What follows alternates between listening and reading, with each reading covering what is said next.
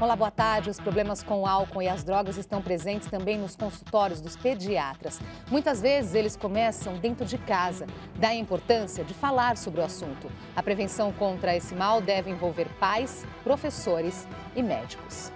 Foi na adolescência que Josimar conheceu as drogas. Primeiro foi o cigarro, depois foi o tine, a cola, né? A história de Josimar se repete em muitas famílias brasileiras.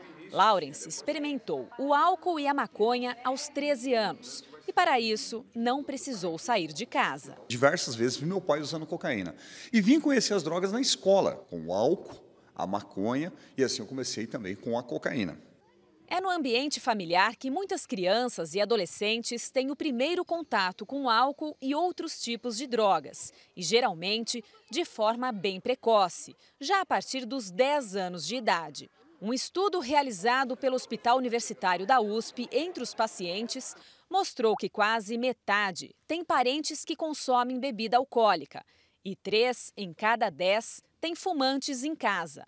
A maconha na família é uma realidade para 1 em 4 pacientes e mais de 10% tem familiares que usam crack. Então não adianta falar não consuma álcool, não fume, não tenha contato com as drogas, se quem são os pilares de exemplo para essa criança, para esse adolescente, fazem exatamente o contrário. Agora a Sociedade de Pediatria de São Paulo vai levar o assunto para dentro dos consultórios. A ideia é alertar os profissionais da saúde para uma realidade preocupante que não escolhe classe social. A detecção precoce do usuário faz com que a gente tenha maior sorte e um melhor prognóstico no tratamento. E para falar sobre o consumo de álcool e outras drogas pelos jovens, recebemos o pediatra João Paulo Becker Lotufo, coordenador do Grupo de Trabalho de Combate ao Uso de Drogas por Crianças e Adolescentes da Sociedade Pediatria de São Paulo e organizador do projeto de prevenção de drogas nas escolas, Dr. Bartô. E a psicanalista e psicóloga Edinalva Cruz, do programa Antitabagismo do Hospital Universitário da USP e orientadora de pais.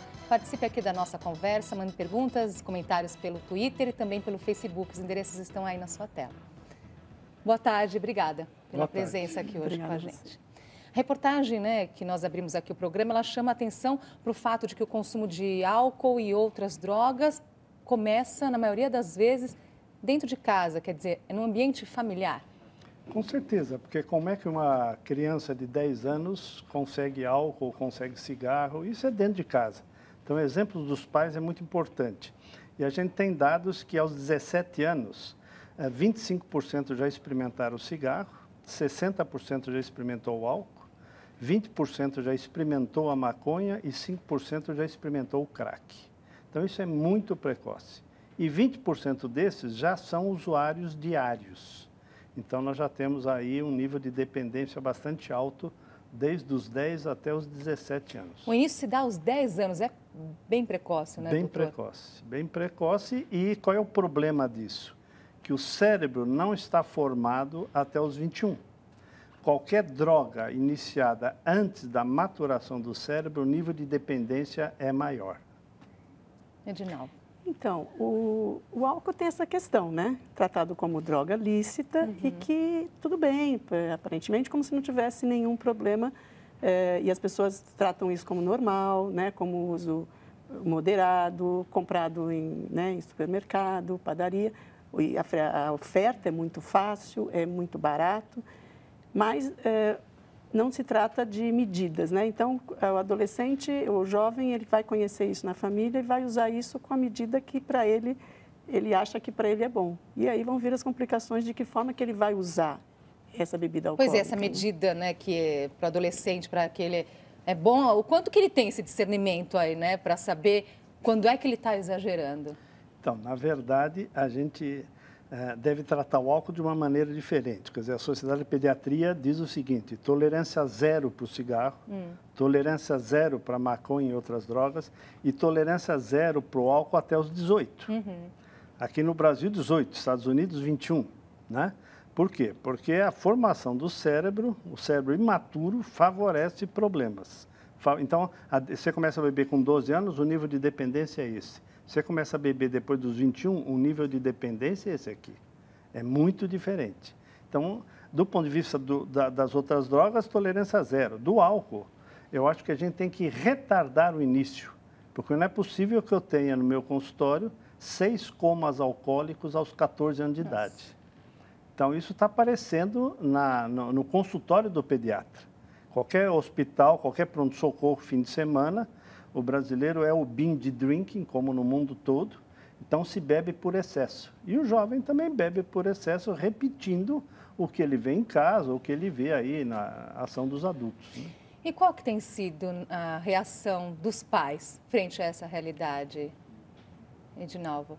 Ou pelo fato de ser, né, como vocês colocaram aqui, uma droga lícita, no caso do álcool aí, não tem essa preocupação tão grande, não, é um dia aí que ele aprontou, ou então um pouquinho só para experimentar, não vai fazer nada? Eu acho que os pais precisam começar a se preocupar mais com o álcool, né? Porque há uma ênfase em geral de os pais terem muito medo quando se fala droga e droga, quando ele pensa assim, a droga, né, vai viciar e vai usar o crack, e vai começar a entrar em meios perigosos e fica com essa ideia de que não tem problema o álcool, né? Como o Dr. João Paulo está colocando, tem vários problemas, né, de afetar o cérebro, que está em formação, que está em desenvolvimento.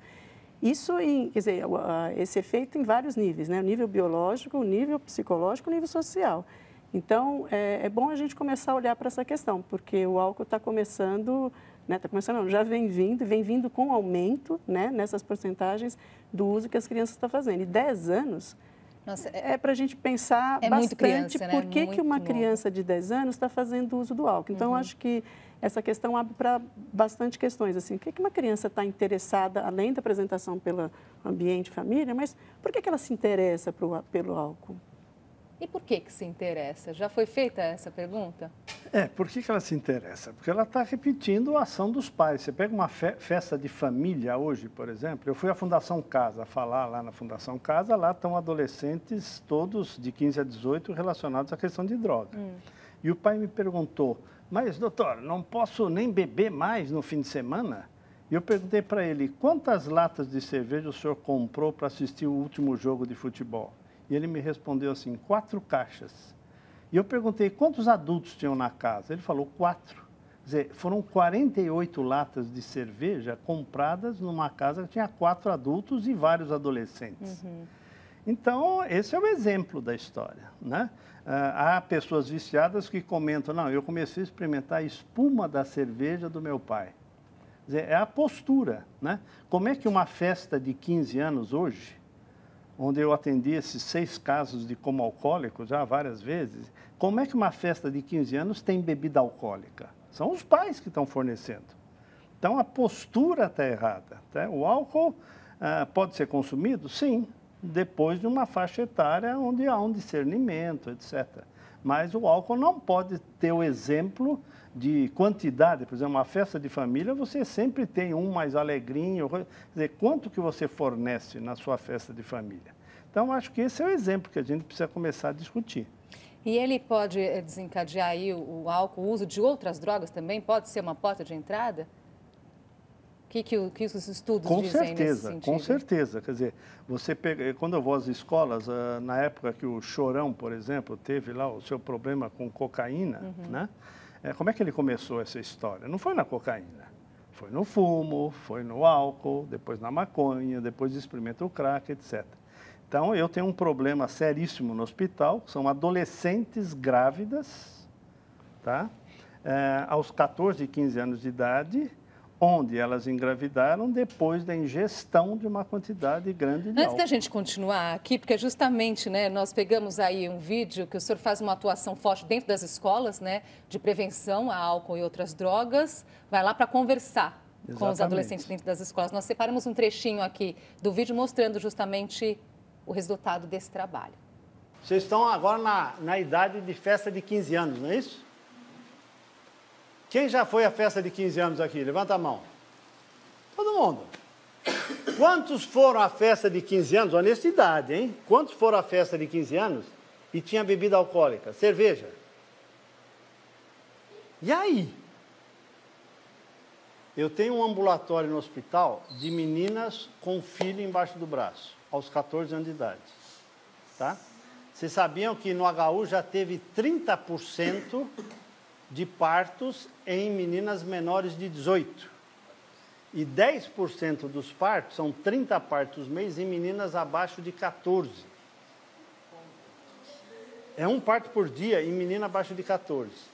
Quando eu converso com elas, a grande maioria engravidou depois de ingerir bastante bebida alcoólica, numa festa por aí, e depois de usar maconha.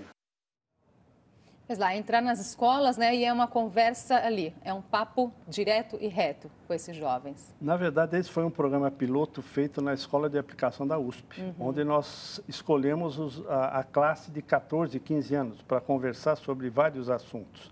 E é muito interessante que a postura deles é muito correta, não é? Mas o que faz alguns entrarem nesta onda de beber em excesso e depois ter complicações disso, né? Quer dizer, isso que a gente tem que discutir, quer dizer, aumentar o conhecimento deles sobre os problemas. Isso eu acho que é importante. Eu acho que a questão da informação é importante tanto para as crianças e para os adolescentes, para os pais e para os educadores, né? Eu acho que é um assunto que a gente tem que tratar com cuidado para não entrar numa questão moralista de só dizer quando vai à escola, quando os pais forem conversar, de dizer que não pode, acabou. Eu acho que tem que começar a falar disso desde cedo, quando você está educando as crianças, né? A questão da educação é que é a base, né? E dentro da educação vai entrando temas. Esse tema é um tema para se conversar e para explicar para a criança quais as consequências, caso ela faça uso, que ela pode encontrar algo interessante nisso, mas quais as consequências que esse uso possa trazer, né? Pois é, então como é que tem que ser essa conversa, né? De nova colocação, não adianta só a proibição. Como é que tem que ser essa conversa? Então vamos pensar em educar, né? Então, como é que eu vou conversar? Não vai ter uma hora marcada. Olha, senta aqui, eu vou te explicar tudo sobre drogas, sobre sexo.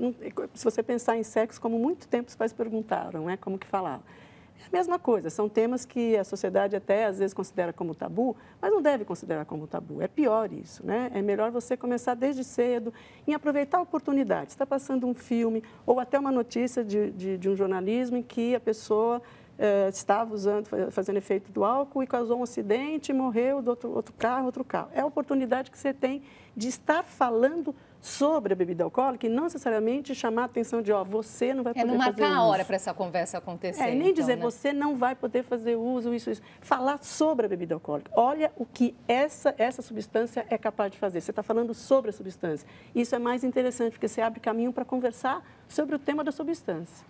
Quando a gente conversa com os adolescentes e pergunta qual é a droga que faz menos mal, né? Tabaco, álcool, maconha, crack, etc. Eles falam maconha e álcool.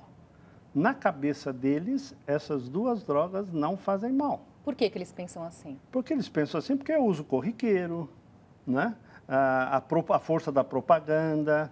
Então, a propaganda hoje na televisão é dirigida para o adolescente, para que ele comece a beber, né? Então, isso precisa ser discutido. Como é que a gente diminui o consumo de tabaco no país? Várias medidas, uma delas retirando a propaganda da televisão, né? Então, a propaganda do álcool, um garoto de 8 anos perguntou para o pai, o que é ser brameiro? Porque ele está ouvindo aquilo o dia inteiro. Então, a gente precisa regulamentar, do mesmo jeito que foi regulamentado para o tabaco, algumas regulamentações com resultados importantes, né, com doutor? certeza. Éramos 30% de fumantes, hoje somos 10%, 11% no país, caiu drasticamente. Só que o álcool ninguém mexe, né? E isso leva... Então, você pega um centro acadêmico hoje, por exemplo, ele é sustentado com venda de cerveja, etc. Isso tem que mudar, né? As festas são patrocinadas dessa forma. São patrocinadas dessa forma, exatamente. Nós vamos precisar fazer uma pausinha aqui e a gente volta já.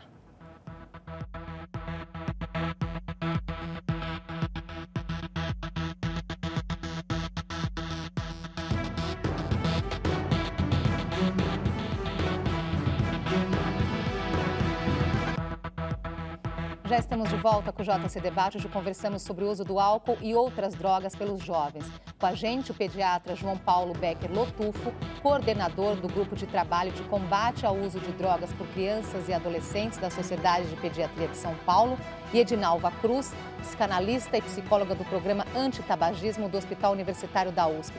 Continue aqui participando da nossa conversa pelo Facebook e também pelo Twitter.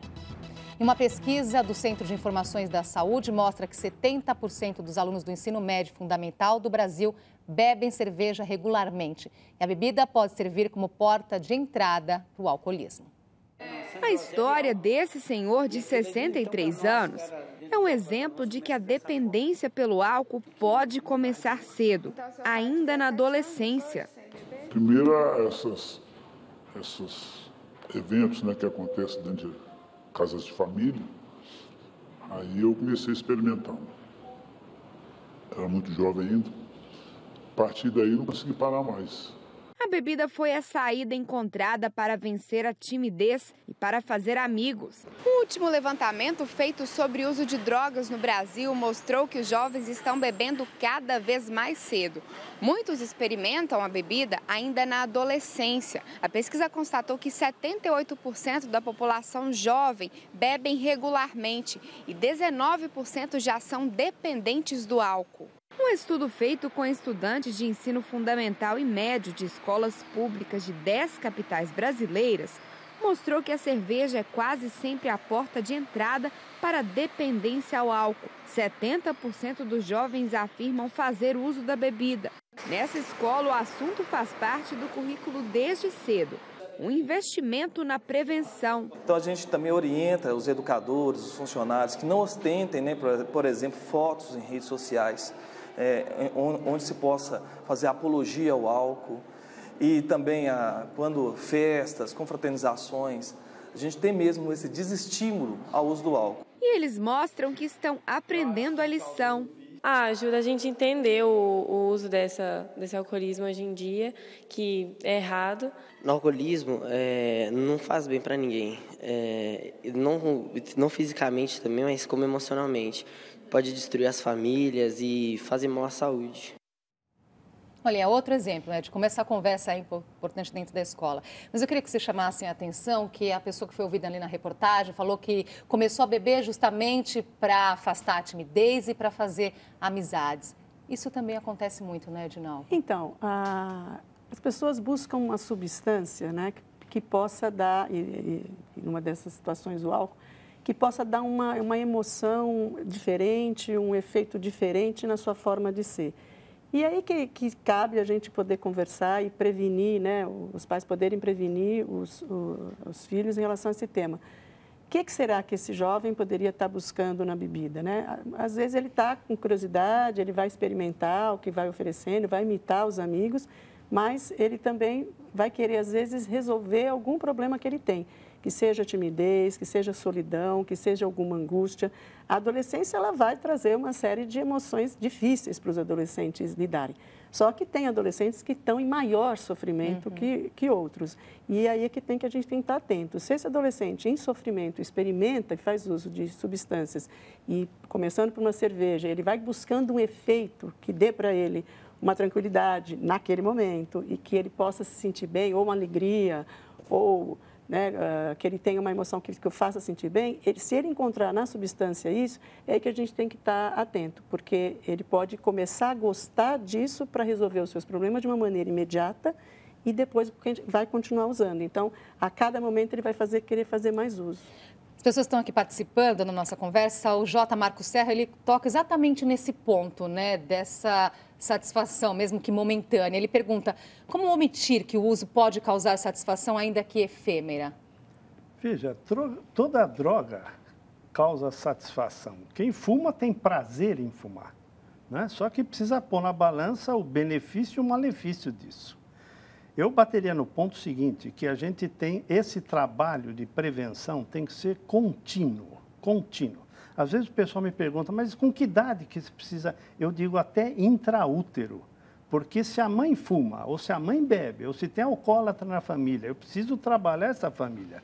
Isso que o pediatra está consultório tentando desvendar esse mistério. Quer dizer, a gente põe lá nas nossas anotações qual é o risco de droga da família. Para o pediatra saber e em toda consulta gastar 2 a 4 minutos fazendo alguma prevenção e distribuindo um material. E quantos nossos pediatras estão preparados para tratar desse assunto dentro dos consultórios? Isso precisa ser modificado, porque isso não era um assunto do pediatra e hoje passa a ser.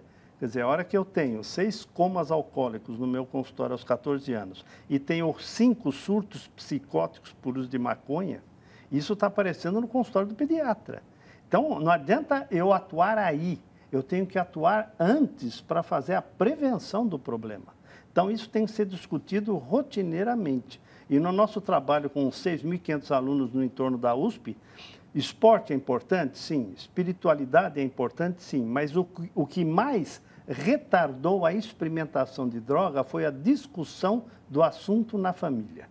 Então, isso é muito importante. O Maurício Júnior, ele pergunta, né? E os pais que não têm tempo de ficar com os seus filhos e nem sequer percebem que as crianças estão repetindo os seus gestos? Então, essa questão de não ter tempo, é por isso que a gente precisa ir vendo assim, como que está a educação. Então, atualmente, essa questão está muito séria no sentido de que a gente vai sentindo que a questão da autoridade, ela vem, parece que, perdendo espaço, como se tivesse uma falência, né, do papel da autoridade dos pais.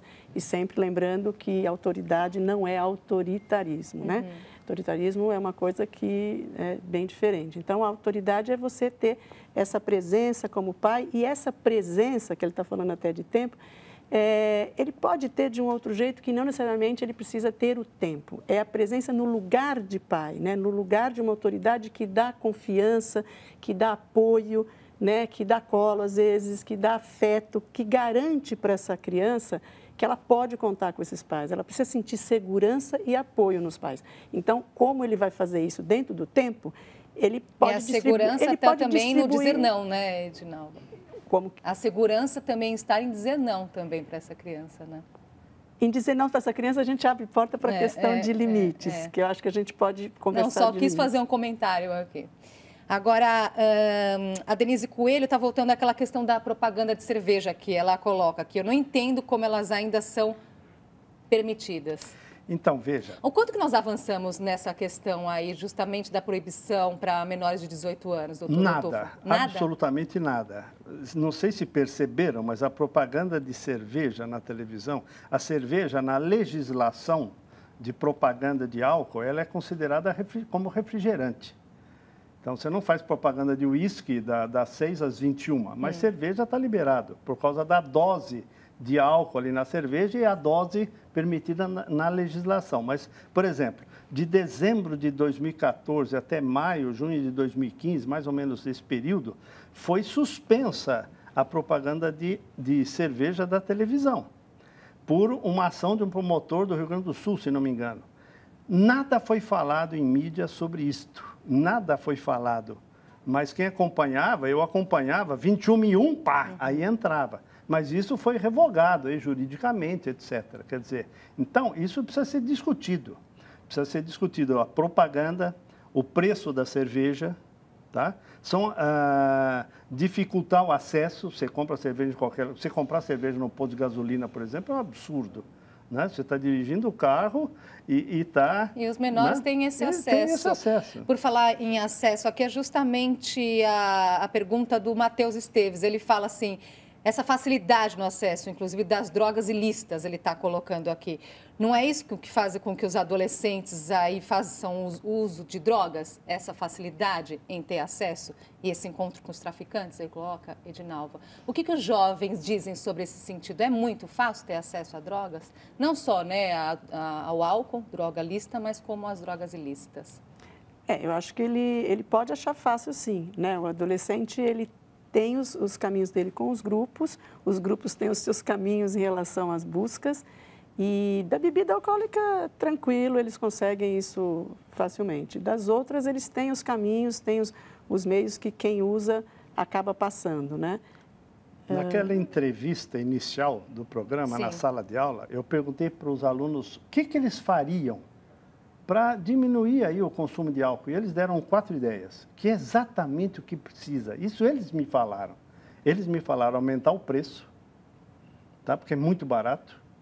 Nós tivemos um caso de intoxicação no pronto-socorro do Hospital Universitário. Uma garrafa de vodka embebedou 22 alunos de um ônibus com 40, para você ter uma ideia. Então, aumentar o preço.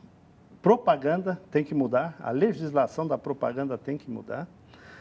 Não comprar bebida em posto de gasolina, eles me falaram essa ideia. Eles têm as respostas, Eles têm as respostas, total. Só que politicamente isso não ocorre. Dá para entender por quê. Né? Quer dizer, a força da indústria, da empresa aí é muito grande e politicamente nada acontece. A gente deve ter uns 100 projetos no Congresso para discutir aí a propaganda de álcool, etc, etc. Mas nada anda, nada acontece. Então, isso tem que ter uma vontade política nesse sentido. Edinaldo. Então, eu acho que a questão da sociedade, né, também ela tem esse meio que ela traz isso como algo bom e faz uma propaganda disso, né? Então, se a gente for pensar, há uma propaganda assim de que você pode consumir produtos que te tragam uma felicidade imediata, né? Então, o álcool ele entra bem nisso também, né? É um produto que aparentemente, né, não tem proibição, aparentemente, e que pode ser usado muito facilmente. Então, a sociedade ela acaba também colocando isso de que você pode conseguir o alcance de um estado rápido, e a sociedade hoje vem trabalhando muito nessa ideia do imediatismo, das pessoas conseguirem felicidade imediata. E aí, estamos falando hoje do tema de prevenção, essas conversas os pais podem ter, né, de que, bom, é verdade, então você vai lá e encontra, através da substância, um estado que você está triste, você fica alegre, você está meio desanimado, você fica animado, e eles buscam isso para poder ir para os ambientes. Parece que tem um remedinho para tudo agora. Né? E aliás, remedinho para tudo também a sociedade está usando. Se eu estou triste, eu vou tomar alguma coisa que possa me fazer feliz. E a substância, ela entra muito fácil nisso, né? Esses produtos, João Paulo pode falar depois, como elas rapidamente chegam ao cérebro e traz algum efeito que daí você já resolveu. Só que precisa ver assim, resolveu momentaneamente. Mas se a pessoa não estiver bem, como você estava falando naquela hora, como é que faz com a questão de quem vai ficando dependente? Se a pessoa não estiver bem com ela mesma, esses produtos não vão resolver a vida de ninguém. Então, se a pessoa contrário, busca... vai desencadear outros problemas. E se ela busca solução com isso, então vamos discutir que caminhos que a gente pode encontrar para os jovens, para ele buscar meios de canalizar suas emoções, canalizar questões de sentimentos negativos, dificuldades com o seu crescimento. Então, é achar espaços que possam substituir o que eles buscam na substância. Mas alguém precisa falar isso para eles. Nosso tempo está acabando, infelizmente. Tem lá o endereço, né, do Dr. Bartô. Lá as pessoas encontram muitas informações também, né, Dr. Lotufo? www.drbartô.com.br.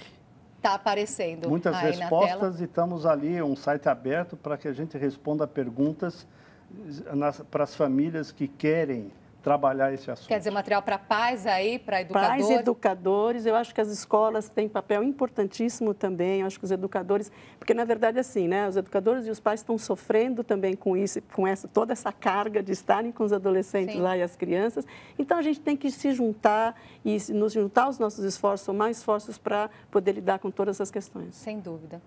Muito obrigada pela participação de vocês aqui hoje. Eu que agradeço. E até uma próxima. Obrigada. Obrigada pela companhia, uma ótima tarde para vocês.